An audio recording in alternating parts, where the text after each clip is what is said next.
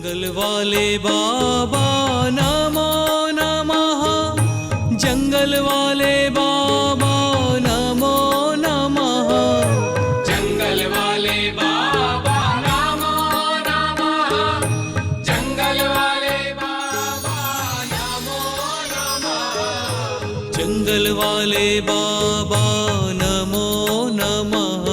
बहुत बड़े अफसर बनाना चाहता हूँ, लेकिन क्या करूँ?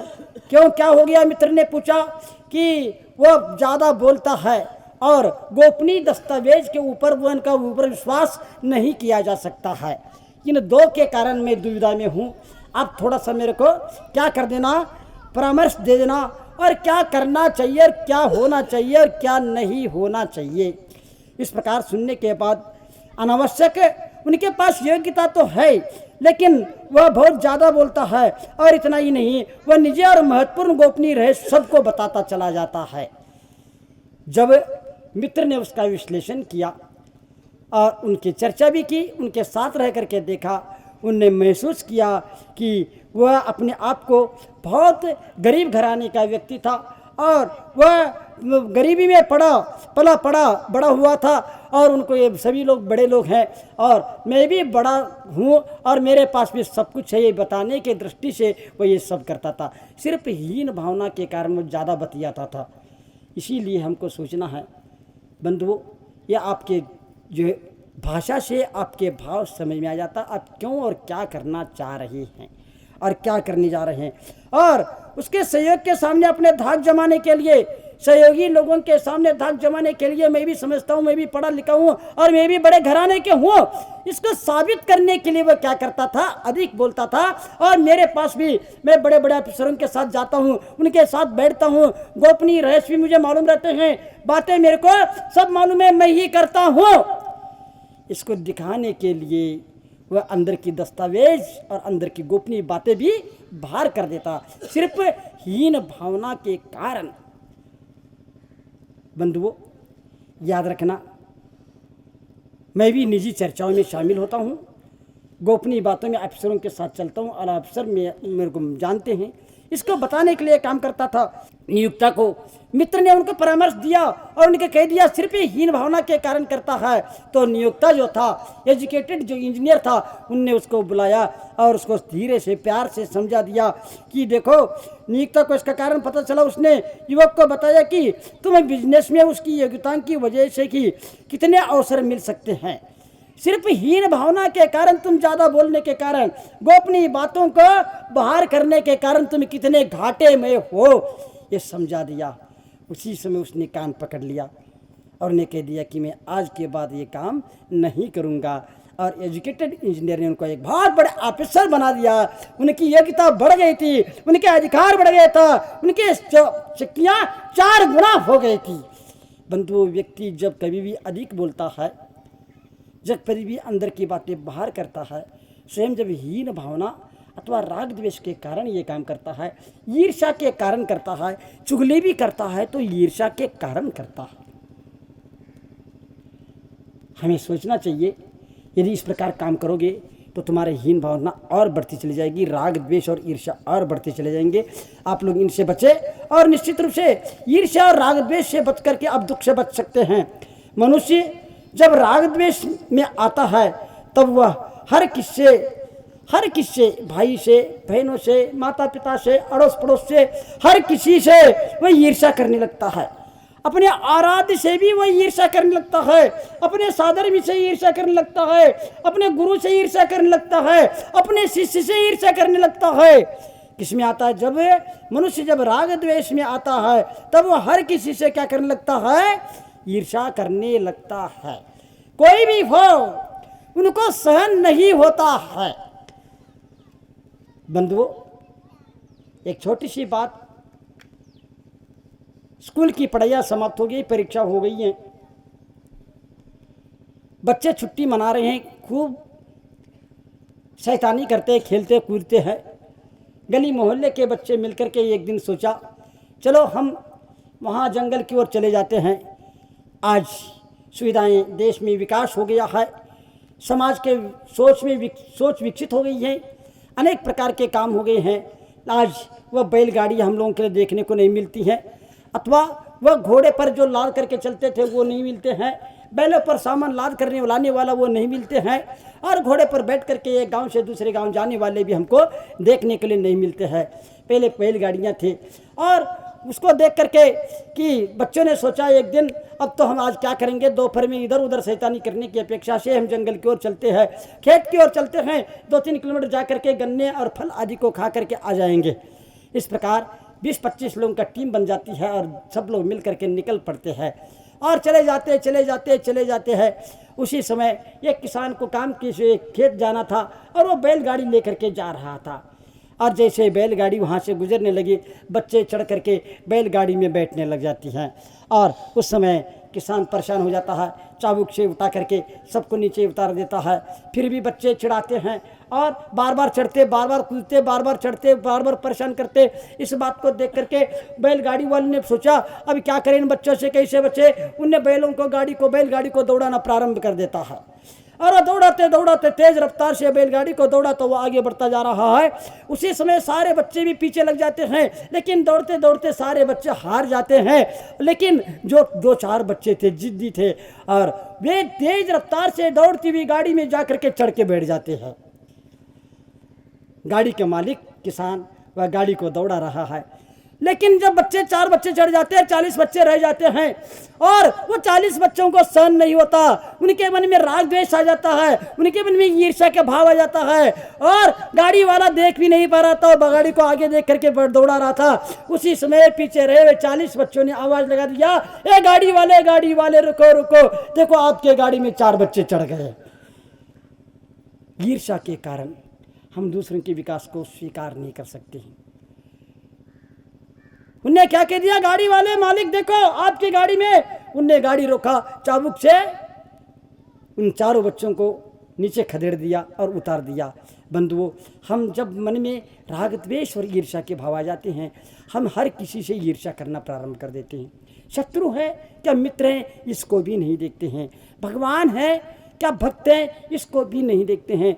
कौन छोटे हैं कौन बड़े हैं, मैं कैसे ईर्ष्या कर रही हूँ, कि अपने माँ भी क्यों ना हो, अपने बहन भी क्यों ना हो, अपने भाई भी क्यों ना हो, अपने सास ससुर भी क्यों ना हो, हर किसी से आदमी जलने लगता है, ईर्ष्या करने लगता है। तुम्हारे मन में किस किस के प्रति ईर्ष्या भाव बता दो थोड़ा सा। मैं ये पूछूं, गलत पूछ लिया ऐसा लग रहा, तुम ये बता दो किसके प्रति ईर्ष्या भाव नहीं है, ये बता दो, बोलो किसके प्रति ईर्ष्या भाव नहीं है, किसी के प्रति नहीं है। ऐसा हो ही नहीं सकता। बंधुओं, याद रखना, तुम सिर्फ ईर्ष्या से ऊपर उठ जाओ, राग द्वेष से ऊपर उठ जाओ, बहुत बड़ा काम हो जाएगा।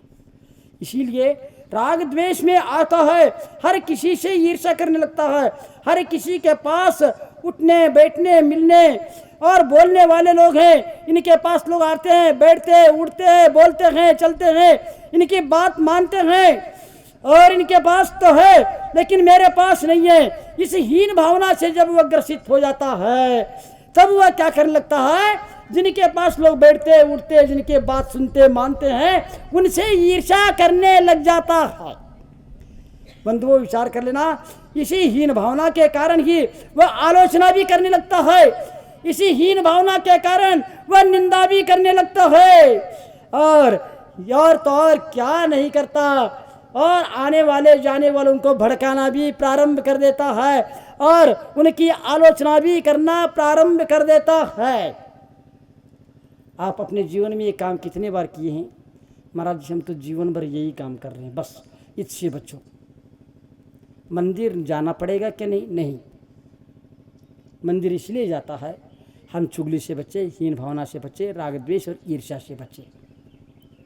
भगवान के सामने जाकर के सजदा हो जाए और अपने आप को लौटा से भावविभोर होकर के हृदय साफ करके साफ दिल से हाथ जोड़ ले, तो निश्चित रूप से हमारा मंदिर जाना सार्थक हो सकता है। लेकिन दिल तो हम साफ नहीं कर पाते हैं, मंदिर तो बहुत बार जाते हैं।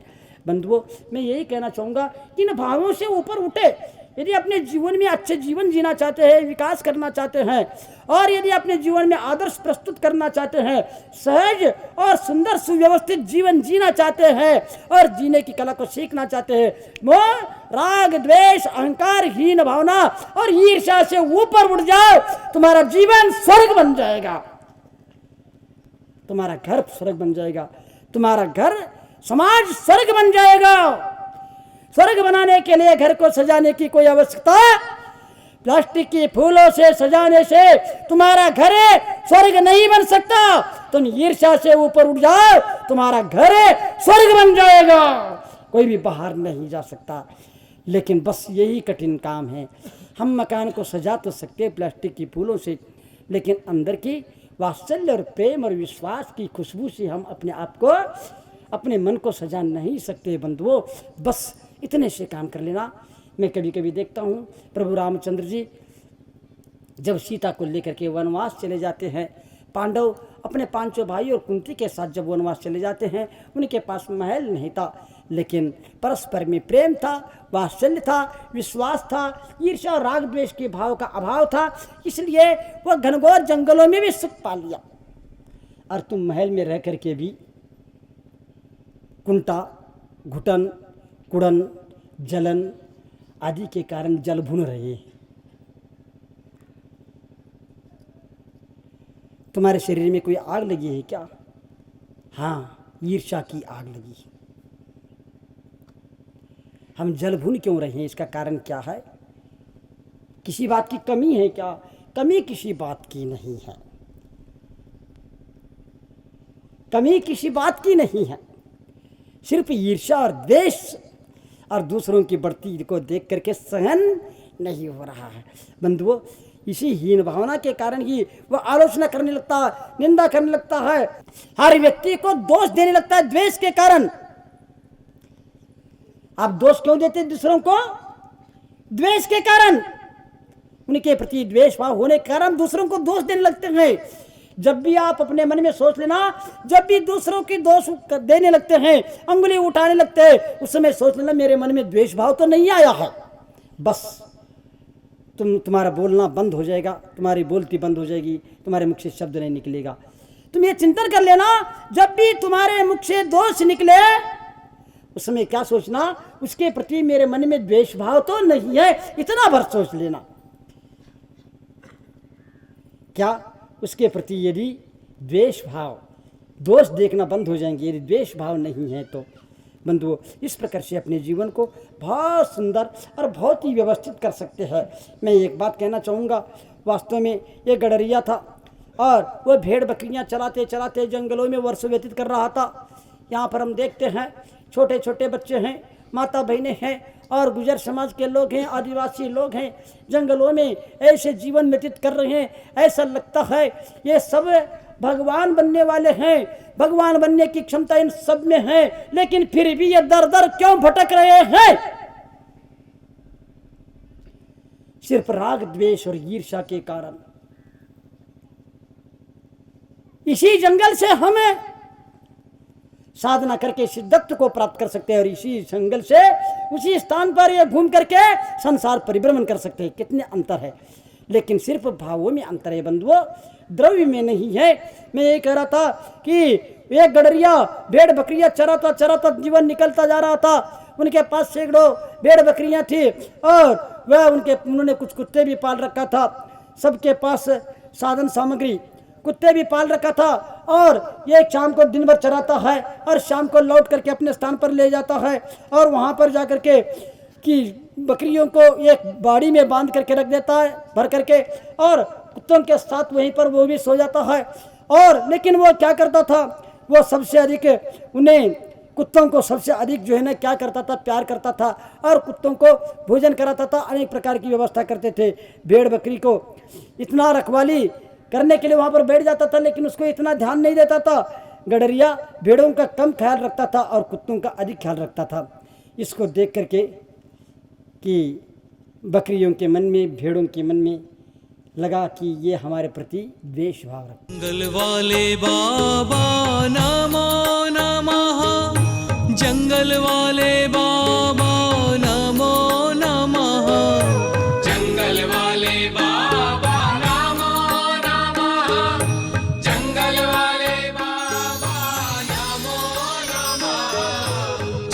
वाले बाबा नमो नमः।